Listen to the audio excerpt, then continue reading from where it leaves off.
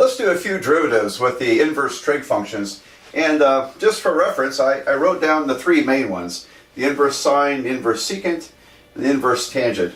And as we saw in the previous video, the derivative of the inverse cosine is the negative of inverse sine derivative. And inverse secant, derivative of inverse cosecant is the negative of the inverse secant. And likewise, finally, the inverse derivative of the inverse cotangent would be the negative of the inverse tangent. So it turns out these are the three main ones we tend to use most of the time. And maybe it's not very obvious why that would be. Later on in a Calculus 2 class, you study techniques of integration, and the methods of substitution we use are linked to this in certain kinds of integrals. For example, if I'm integrating x to the third over the square root of 1 minus x squared dx, then we have this form in the denominator. We would use a substitution of x equals to the sine of u. So x equals sine u, and plug it in, and it'll all work out. So anyway, most of the time we focus on these three when we need inverse trig functions. Okay, well, like I said, let's do a few derivatives.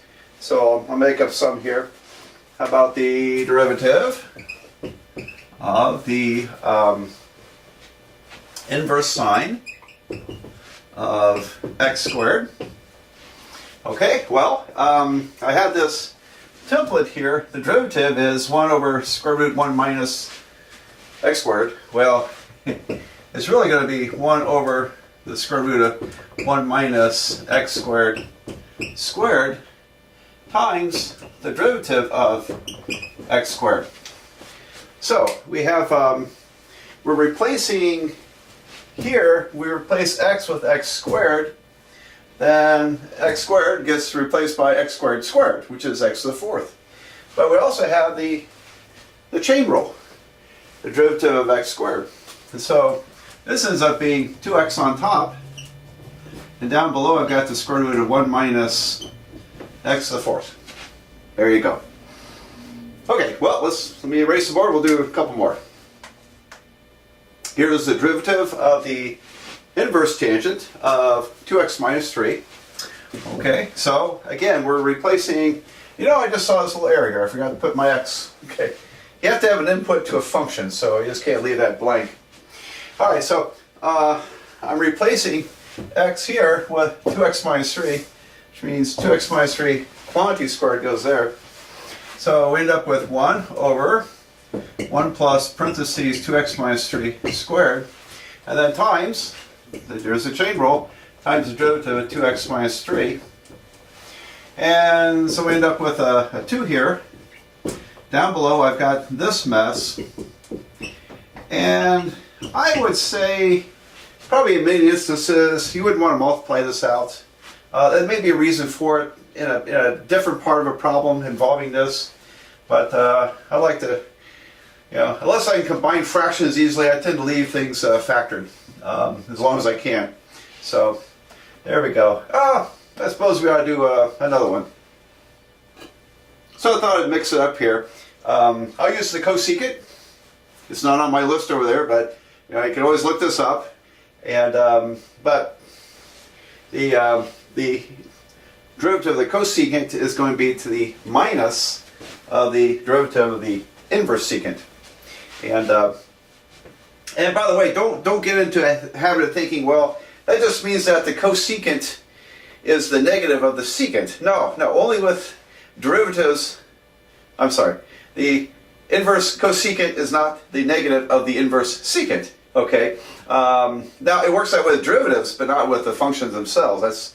That's a totally different matter. So be careful about your thinking on this. All right, so I'm going to use this format, except I'll put a minus here because the derivative of inverse cosecant is the negative of the derivative of the inverse secant. You got all that? All right, well, I guess that's your problem, I suppose. Anyway, here we go. Derivative, cosecant, inverse cosecant of x to the 1/2. So always, of course, a good idea to convert to the exponent form to a fraction. All right, so we end up with minus 1. So minus 1 because it's inverse cosecant. And I've got, this is going to be the square root of x. And I have the square root of the square root of x squared minus 1 times, now the chain rule, the derivative of x to the 1/2. So I did something a little weird here. I kept it in radical form when I replaced the variables over here. But then when I apply the chain rule, I prefer it obviously in that fractional exponent form. All right, so that's going to be just x minus 1, isn't it? And let's see what we got here. So I have minus 1 over square root of x, square root x minus 1. And then times 1/2 x to the minus 1/2. Okay, and that's interesting because this comes down below as a square root, doesn't it? So I end up with minus 1 over 2x square root x minus 1. So I kind of skipped a step there. So let me make sure that was real clear what I did. This is 1 over x to the 1/2, which is 1 over the square root of x. So if I have 1 over the square root of x here, the square root of x times that square root of x is going to give me that x. There's the 2, and square root of x minus 1. So there's my answer. Okay, there we go. All right, well, let's go on to the next video. We'll look at a few integrals with these.